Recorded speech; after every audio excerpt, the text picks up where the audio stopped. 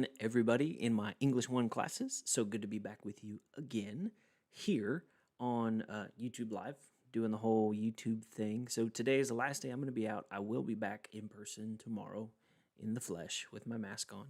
But for today, we're going to move into activity 3.13. So on the digital page, I'm looking at 402. On your physical page, that's going to be 380. So either 402 or 380. That's the page that you need to be on. And I'm going to go ahead and walk you through today's activity. So let's go ahead and dive right in. Let me pull up the old... And I brought my drawing tablet today, so I'll be able to mark up the text with you. So today we're looking at the treatment of counter-arguments like concessions, rebuttals, in an argument, and talking about how they work.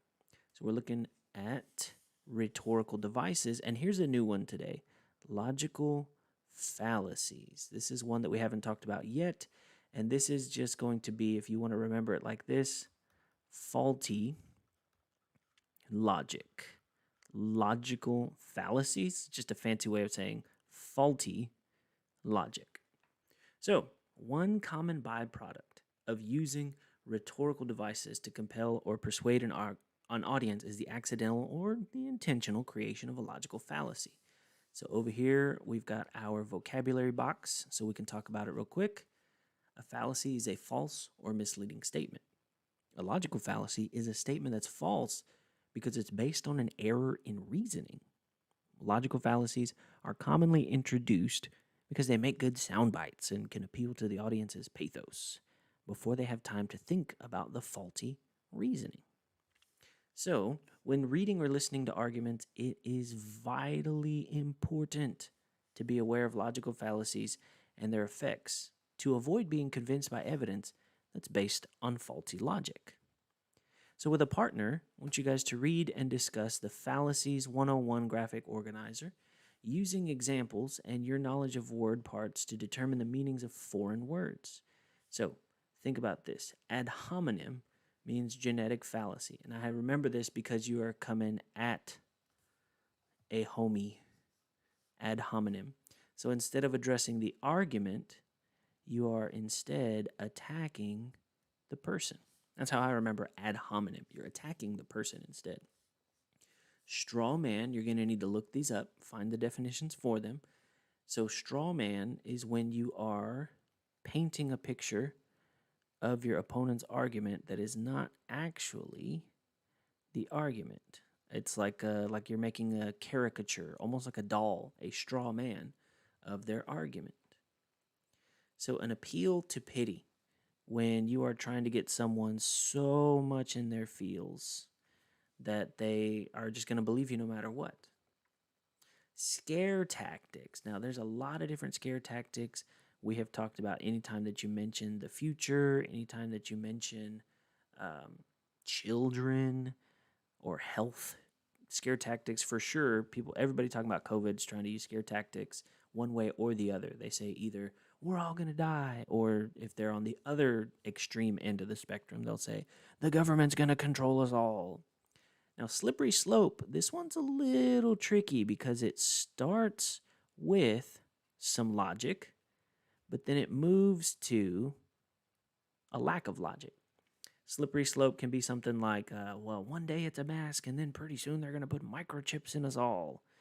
Or you say something like, well, if we have a dress code, then we're going to grow up and become brainwashed educational Nazis that are saluting the principal. That's slippery slope. You say one thing is going to lead to another, so this thing might happen, but then you have to really abandon logic to arrive at this conclusion. Then we have an argument from outrage. So if any of you have seen that meme of the lady who just stands in the middle of the street, lifts her head back, and just screams at the top of her lungs. She's got big glasses on, and she is just so outraged. And we're supposed to believe that nobody would get that outraged unless something was wrong.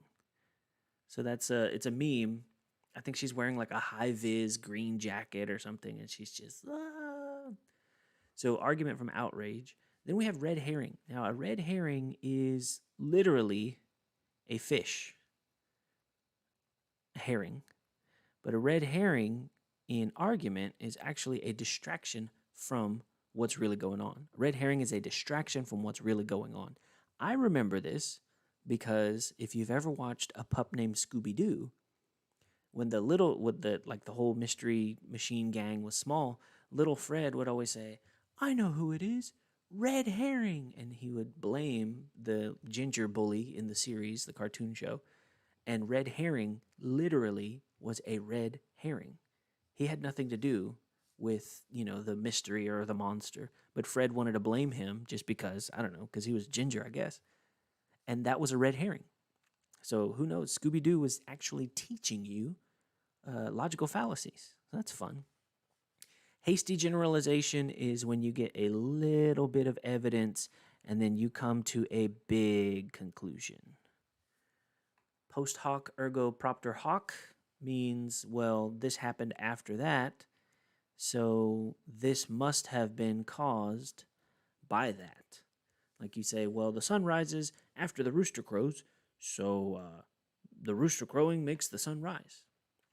So I'm going to move on to these. You're going to have some time to look up the rest of them, but for the sake of time, I try and keep my little, let me see what my time is. I try and keep these under 10 minutes, so I'm already at 9.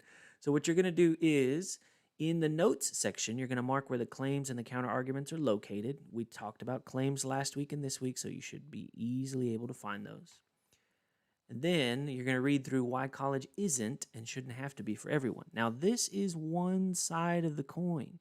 This is just the first part of the college argument. Now, tomorrow, we are going to look at the other side of the coin, okay? But this is just one side, why college shouldn't be for everyone. Now, you may agree or you may disagree. We don't know yet. But I want you to hang on to your response. Let's not make a hasty generalization until we've read through this guy's argument. If you need to define the words, you'll see them off to the side. And then when we get to the bottom here, we've got some follow-up questions right here. What's his claim? How does he set up his claim? What is the connotation of the word absurdity? That's a strong word. Absurd is a strong word. And remember that strong words change your tone, and your tone changes your meaning. So I've got these questions here in a forms link that you'll finish today. And tomorrow when we read both, I'm going to have you guys fill in this comparison table. All right?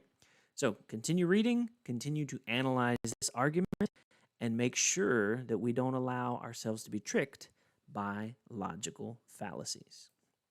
So that's going to be it for this video. Like I said, try and keep it about 10 minutes.